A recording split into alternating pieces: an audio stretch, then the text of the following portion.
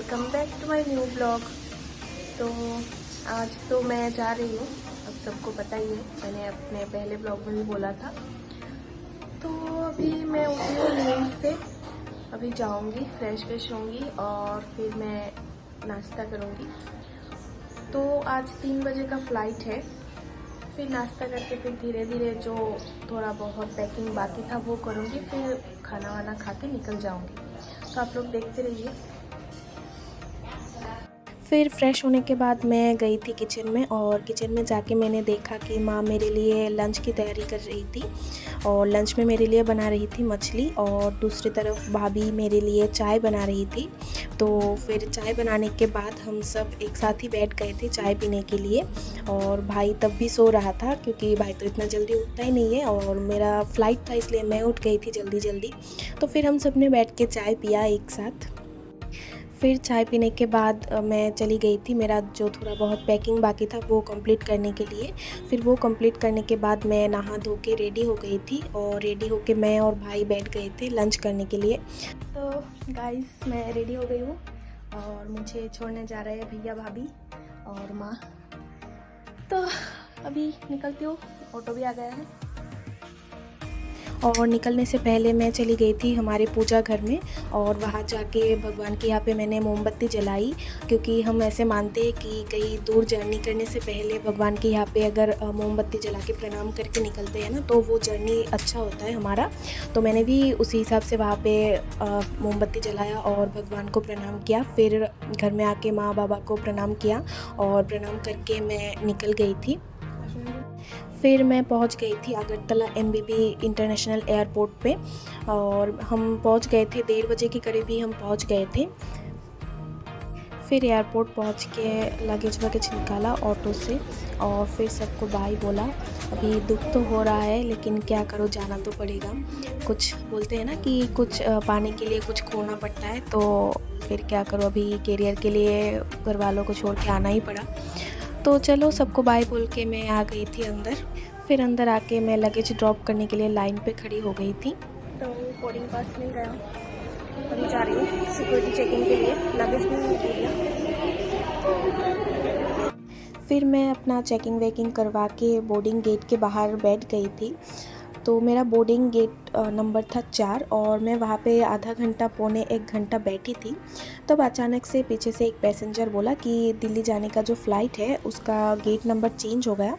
तो वो लोग शायद जो बोर्ड पे लिखा हुआ आता है टाइमिंग, उसमें देखा होगा। तो मैं कंफर्म करने के लिए उधर चली गई, और उधर जाके मैंने भी यही देखा कि गेट नंबर 4 से 5 हो गया है। लेकिन जो स्टाफ की तरफ से जो अनाउंसमेंट था वो कुछ नहीं हुआ था। तो अगर वो पैसेंजर से मैं नहीं सुनती तो उस दिन तो मेरा फ़्लाइट पूरा छूट ही जाता, फ़्लाइट पकड़ नहीं सकती थी। तो फिर फाइनली 5 नंबर गेट से मैंने बोर्डिंग किया, और फिर मैं आ गई थी फ़्लाइट के अंदर। और अंदर आके मैंने अपना सीट ढूंढा, और सीट ढूंढ के मैं बैठ गई थी। और उस दिन मुझे फ़्लाइट में आने से कोई प्रॉब्लम भी नहीं हुआ था। पिछली बार जाने के टाइम पे मेरे कान पे बहुत दर्द हुआ था, लेकिन इस बार कुछ नहीं हुआ। और उस दिन फ़्लाइट भी टाइमली टेक ऑफ किया था, और टाइमली लैंड किया था दिल्ली एयरपोर्ट पे। तो फिर मैं फ़्लाइट से निकल के आ गई थी अपना लगेज लेने के लिए, और लगेज लेके मैं जब एयरपोर्ट से बाहर निकली तब 6 बज गया था। तो मैंने सोचा कि मैं मेट्रो से ही चली जाती हूँ, क्योंकि कैब से जाने में एक तो रास्ते में जैम मिलेगा, क्योंकि ये एयरपोर्ट वाला जो लाइन होता है इसमें ऑफिस टाइम में तो इतना जाम रहता है कि आधा घंटा जाने में 2 घंटा 2.5 घंटा लग जाते हैं। तो इसलिए मैंने मेट्रो का ही सोचा कि हमेशा तो कैब से ही आती जाती हूँ, इस बार मेट्रो से ही चली जाती हूँ। और मैं पहले कभी भी एयरपोर्ट लाइन मेट्रो से जर्नी नहीं किया था, तो ये भी मेरे लिए एक नया एक्सपीरियंस हो जाता। तो इसलिए मैं चली गई थी मेट्रो स्टेशन पे, लेकिन ये मेट्रो स्टेशन कहाँ है मुझे ये पता नहीं था। तो ऊपर जो बोर्ड लगा हुआ था वो देखते देखते मैं जा रही थी, और जाते जाते पैदल मुझे 15 मिनट लग गए, और 15 मिनट चलने के बाद जाके मुझे मेट्रो स्टेशन मिला। फिर मैं चली गई थी मेट्रो स्टेशन के अंदर। फिर मैं अंदर जाके मैंने टिकट लिया, और वहाँ से मुझे 2 टिकट दिया गया था। एक था एयरपोर्ट लाइन का टिकट, और दूसरा था येलो लाइन का टिकट, क्योंकि मुझे न्यू दिल्ली स्टेशन पे आके मेट्रो चेंज करना पड़ा था। तो मुझे जो एयरपोर्ट लाइन वाला टिकट दिया था उसमें बस 3 ही स्टेशन था, और उसका प्राइस था 60 रुपीज़। और न्यू दिल्ली से जो हुडा मेट्रो स्टेशन है उस तक का प्राइस था 50 रुपीज़, और उसमें कम से कम 10 से 12 स्टेशंस थे। और ये मेट्रो स्टेशन भी बहुत ही सुंदर था, इसके जो सेफ्टी डोर्स थे वो भी बहुत ही सुंदर थे। और मेट्रो की सीट तो दिल्ली मेट्रो से टोटल ही डिफरेंस था।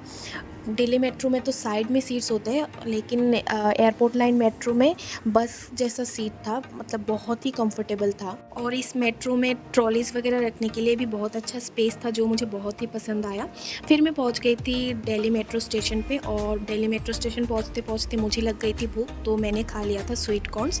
फिर फाइनली मैं पहुंच गई थी हुडा स्टेशन पे, और हुडा मेट्रो स्टेशन पहुंचते पहुंचते फिर मुझे भूख लग गई थी, क्योंकि मैंने लंच बहुत देर पहले किया था।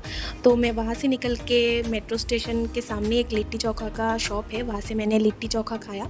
लिट्टी चोखा भी मुझे बहुत पसंद है, और आप लोगों को पसंद है या नहीं मुझे कमेंट में ज़रूर बताना। तो गाइस फाइनली आ गई हूँ घर पे, और अभी बज रहे हैं 9। तो मैंने सोचा था कि आके खाना वाना बनाना पड़ेगा, लेकिन नहीं, मुझे इनविटेशन मिल गया तन्मयदा की यहाँ से, तो आज रात को तो वही खा लूँगी। तो मेरा थोड़ा काम भी बच गया आज का, अभी तो बस रेस्ट करूँगी।